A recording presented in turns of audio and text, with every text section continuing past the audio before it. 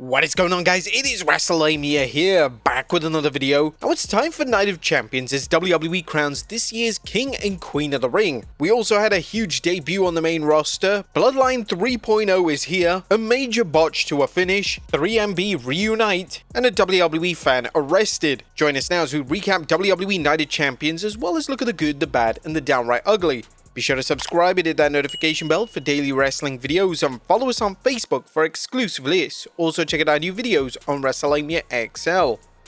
Now as always with these premium live events, we start off with the recap as the first match of the night is the King of the Ring finals match as it's Cody Rhodes versus Randy Orton. Now this match is no longer a case of a student versus the teacher as Cody Rhodes has come too far to be anything but an equal to his former mentor Randy Orton. Both superstars pull out all the stops for this match, with Cody and Randy showing heel tendencies, whether it was Cody attacking Orton's well-known vulnerable back, or Orton going for the punt kick on the American Nightmare. Randy takes off one of the ring pads, looking for the edge to get the win, but unfortunately, Cody flings Orton into the corner, injuring Randy's already softened up back, and Cody hits Crossroads for the win as he becomes the 2025 King of the Ring. Raw and SmackDown general managers Adam Pearce and Nick Aldis congratulate Cody, giving him the crown. Byron Saxton interviews Cody with Rhodes putting over Randy and Jey Uso. Cody says he's had a tough battle ahead regardless of whether he faces John Cena or CM Punk at SummerSlam, but Randy Orton definitely looked angry after the match and Cody giving his promo in the ring. That Orton heel turn is definitely coming soon.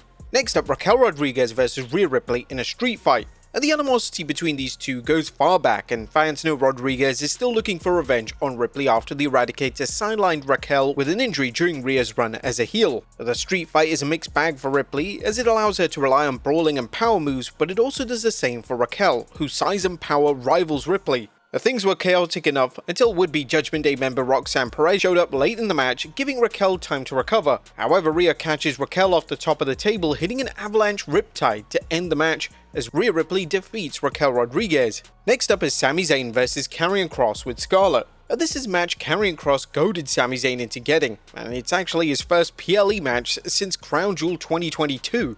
Kross dominates, putting Sami into jeopardy several times, including locking him into his finisher, the Kross Jacket, but Sami makes it to the ropes only to endure more punishment from Kross. However, a Helluva Kick out of nowhere destroys Karrion Kross, allowing Sami to cover him for the win as Sami Zayn defeats Karrion Kross. Next up is champion Jacob Fatu versus Solo Sikoa for the US Championship. Jacob Fatu is looking to remind Solo he's all gas and no brakes, while Solo is determined to show he's no choke artist as he makes his latest bid for his first title on the main roster. But unfortunately for Solo, he's no match for Jacob's Fury, and the Samoan Werewolf all but toys with him, but that is until Solo calls upon every member of his faction, including JC Mateo and a returning Tonga Loa to lend an assist. Yeah, the GOAT is actually finally back. But even these two aren't enough, but that is until new Bloodline member Hikuleo shows up and he debuts chokeslamming Fatu into a table and making him easy prey for the Samoan Spike, as Solo Sikoa is the new United States champion. Next up is the Queen of the Ring finals as Asuka takes on Jade Cargill. Now this is a battle between a superstar who's done it all and one who wants to do it all, with both determined to get their shot at the women's title at SummerSlam. Jade uses her raw power to stay in the match, while the Empress of Tomorrow relies on strikes and submission holds to wear down her opponent. Asuka looks to end the match with the Empress Impact, only for Cargill to stop her and hit Jade for the 1-2-3, as Jade Cargill is a 2025 Queen of the Ring. But now it's time for the main event as undisputed WWE Champion John Cena takes on CM Punk. Now it's 2011 all over again as John Cena and CM Punk throw down for the WWE Championship, and while it's 14 years later, it still shows that nothing has changed, other than John Cena being a heel. In fact, even CM Punk is wearing a similar attire as well as sitting in the ring whilst waiting for Cena to make his entrance, just like he did at Money in the Bank. But the match is moving at a breakneck pace until the referee is inadvertently taken out, preventing Punk, who had just hit a GTS, from covering Cena. But then Mr. Money in the Bank Seth Rollins shows up with his briefcase and his henchmen Bron Breakker and Bronson Reed as well as Paul Heyman, taking Punk out. But then Charles Robinson runs in and he does that furious 100-meter sprint like he did back at WrestleMania, but Cena takes him out of nowhere, leading to a confrontation between Cena and Rollins. Rollins and his crew are taken out by Punk and Cena, who continue their match while they wait for a new referee. Punk extends his hand and Cena shakes it, only to go for a low blow. Yep, Cena done got us again. However, Punk blocks it only to get clobbered by Rollins, who bonks him in the head with a briefcase and follows up with a curb stomp. However, Cena dispatches Rollins, covering Punk as the referee conveniently recovers to make the 3 count as John Cena closes out, retaining the WWE Championship at Night of Champions. But that was a quick recap of what about the good, the bad, and the downright ugly. As always, we start off with the good as number 1, predictable but powerful.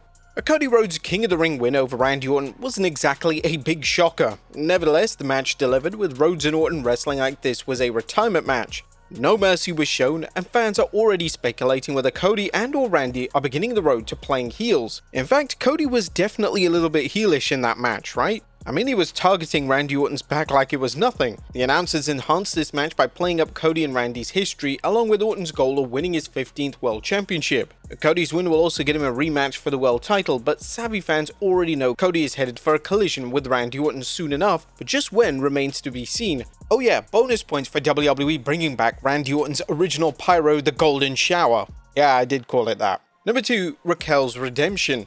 Now, fans never know what match is going to surprise them, and tonight Raquel Rodriguez vs Rhea Ripley street fight was a very pleasant surprise, with this feud showing the most life we've ever seen out of Raquel since her return at Bad Blood and joined the Judgment Day, attacking Ripley as payback for kayfabe putting her tag team partner Liv Morgan out of action. Now, unfortunately, Raquel's feud with Rhea has been a dud until recently, which sadly is just one example of how uninspiring Raquel's main roster career has been.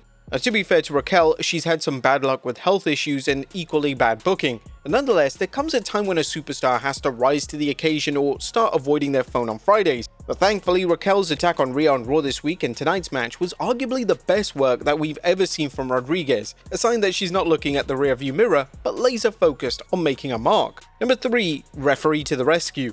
Referees are always background characters in a match, but as fans know, they play a very significant role. Tonight, the referee was hard at work while still remaining in the background during the Rhea Ripley vs Raquel street fight. Now, you may have missed it, but the referee lent a big hand during a key spot, including the potentially dangerous spot where Ripley and Rodriguez battled atop of a table set on the top rope. The referee acted like he was trying to talk both superstars down, but as he did, he secretly steadied the table with one hand. He also managed to hold the steel steps in place while Raquel Rodriguez drove Ripley's face into it. He made so that the stairs wouldn't fall right on top of them after she was done, which is just a great touch. Referees are really the unsung hero in matches. And a fiery finish. As predictable as tonight's show was, WWE did turn up the heat with an attempted Money in the Bank cash-in during the main event, leading to a temporary alliance between John Cena and CM Punk, and some dirty looks between Rollins, Punk, and Cena. While the match's outcome was never in doubt, the WWE threw in enough twists and turns to make it memorable, including a spot where John Cena took substitute referee Charles Robinson out of action to keep Rollins from cashing in his Money in the Bank briefcase.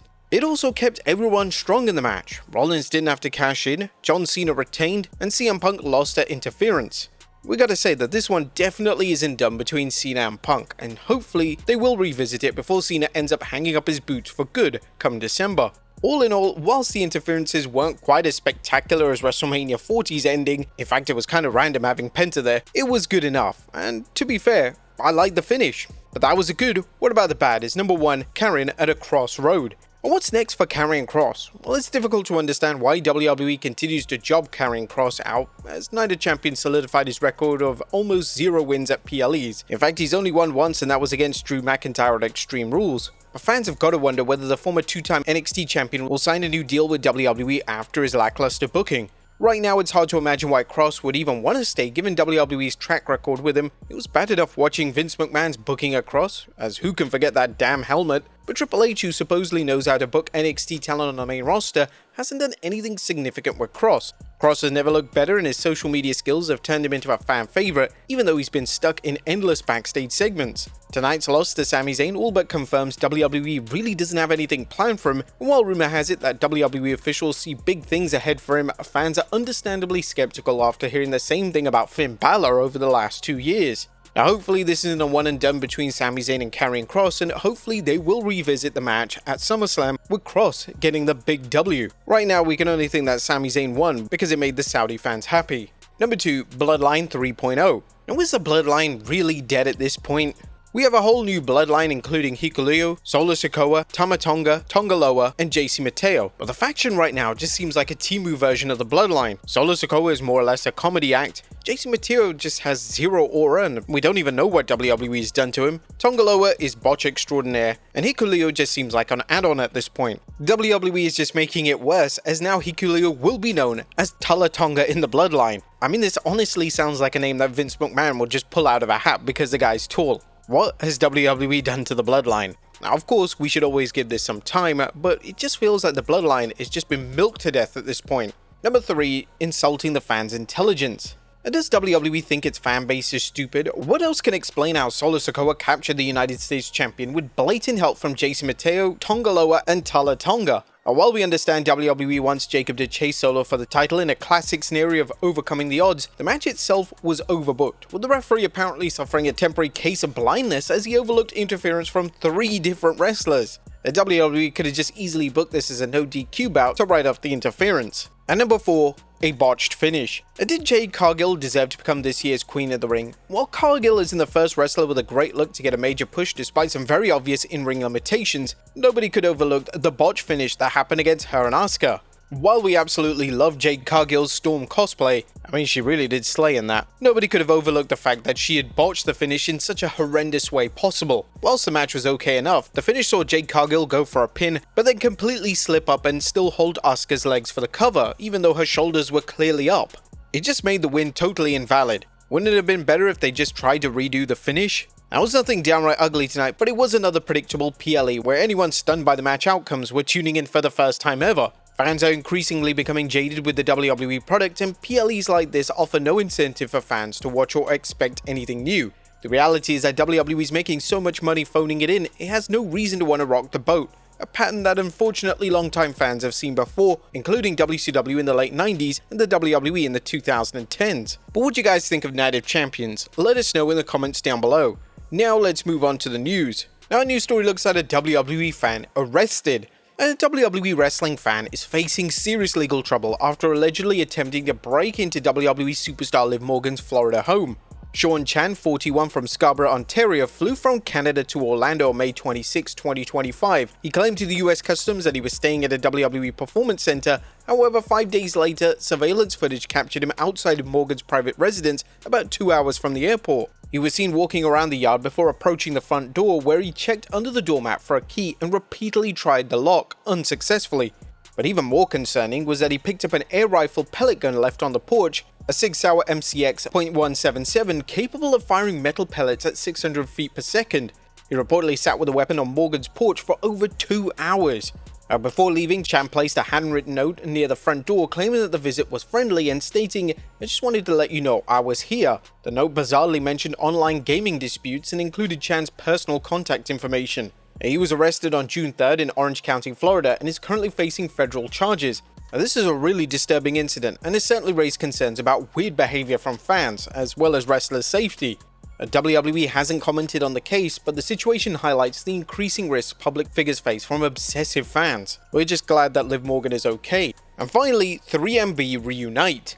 Drew McIntyre took to Twitter to show that they got the band together of 3MB, as Drew McIntyre, Jinder Mahal, and Heath Slater all posed for a picture. Now, the group reunited for Jinder Mahal's wedding, which took place in Canada. This is probably one of the best reunions ever. But there you have it, folks, our look at Night of Champions, as well as the wildest news stories and rumors you need to know.